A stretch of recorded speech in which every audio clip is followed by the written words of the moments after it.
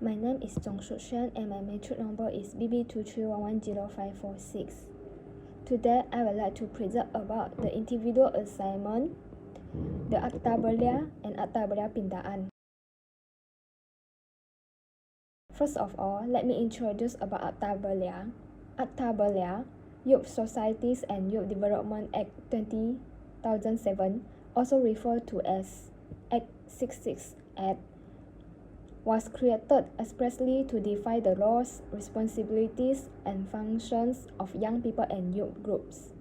While Akta Belia Pindaan, Youth Society and Youth Development Amendment Act 2019 defines changes made to the original Act in order to improve its provisions and take into consideration current needs in the field of youth development. The redefining of the youth limitation on age was one of the most significant developments. Before that, the word youth used to apply to those who were between the age of 15 and 40, and age range was reduced to 15 to 30 years after the change.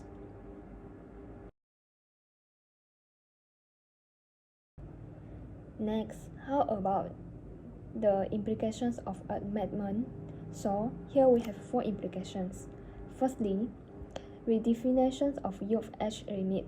By lowering the youth age limitation from 40 to 30, the change brings Malaysia's concept of youth into compliance with global norms. It is anticipated that this shift will strengthen the emphasis of younger people and bring them to take part more fully in societal responsibilities and processes of decision-making. In addition, a lot of youth organizations that have members older than 30 have to change their membership and organization structures to meet the new legal requirements. Secondly, changes to leadership and membership of youth organizations. The amendment gives people up to 30 years old the ability to participate early in local and national development by classifying them as youth. Younger generations are taught to develop social responsibility and leadership abilities as a result of this early involvement. Thirdly, alignment with international standards.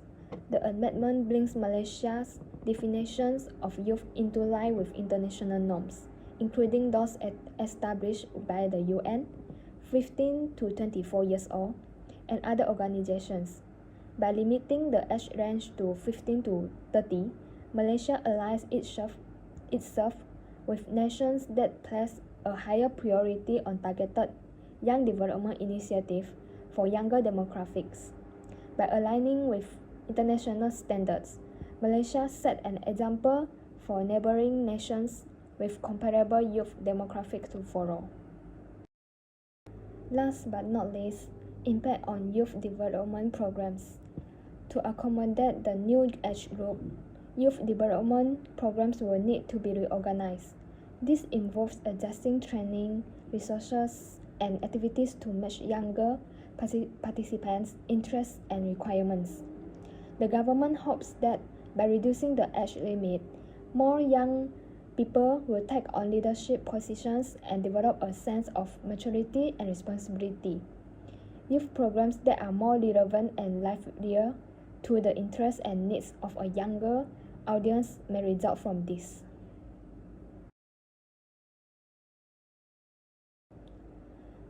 After the implementations, let's move to the next part, the challenges of amendment. Here explain about 3 challenges of the amendment. The first challenge is organization transitions. It could be difficult for current youth organizations to adjust to the new leadership standards. It may be necessary for current leaders over 30 to resign, which could cause problems for these organizations' continuity and governance.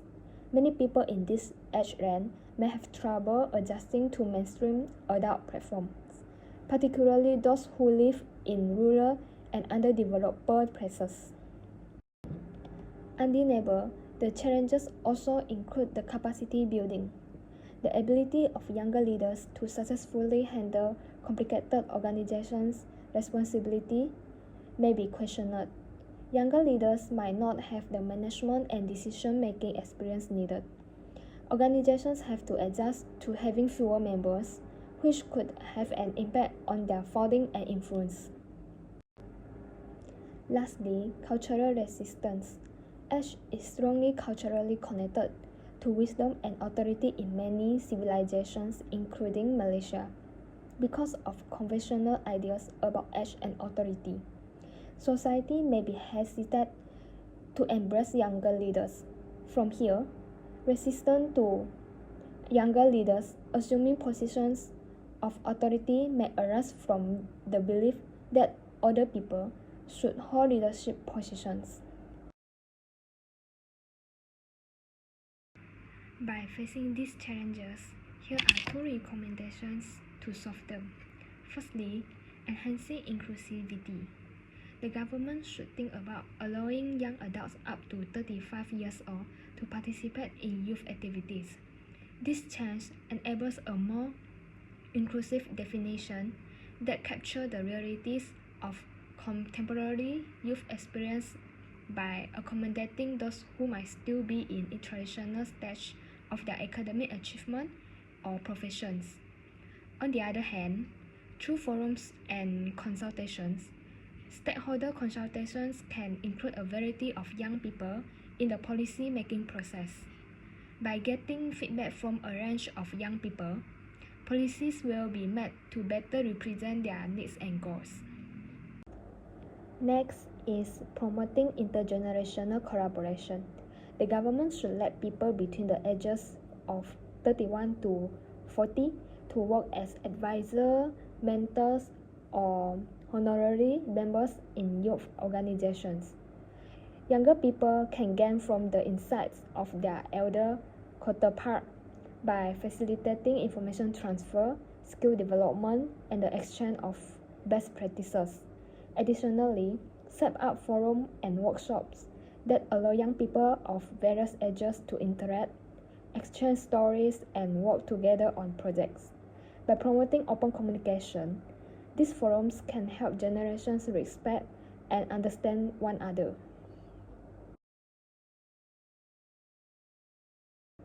In short, in Malaysia's frameworks for youth development, the Akta Belia 27 and its amendment in 2019 are important turning points and demonstrate the government's dedication to empowering the next generation.